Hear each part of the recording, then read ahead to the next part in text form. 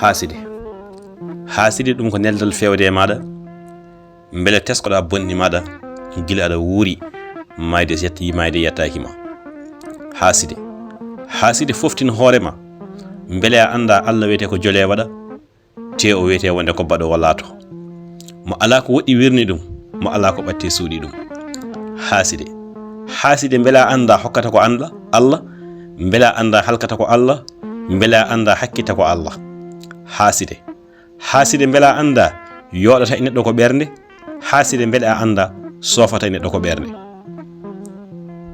aye pular wi konngol bongol wona ɗo fayto won jarete ala koto ummi to woni to ngol jeeya. haaside aye pular goɗɗo wi jeeyowo yiɗi wonde ko coodowo, ñamliɗo tiggi wonde ko ñamlitede, baɗɗo ɗamini wonde ko wattede. haaside kuɗaɗo so tottama cenglal tekki ko buubi tettata ɗum. haaside rento, haaside artire hakkille ma. a yiɗa ko moƴƴi, a yiɗa moƴƴanaɗo, a yiɗa moƴƴiraɗo, kala nde jiiɗa moƴƴere tiggoɗa pellita wonde bonnude nden moƴƴere.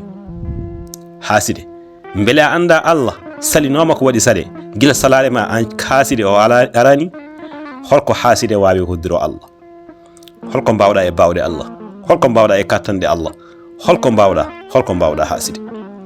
beele a gonɗinani gonɗa habde ko e jomiraɗo subhanahu wa taala teddutoɗo mbiɗe gonɗiniɗo ɓernam, haaside a folata Allah.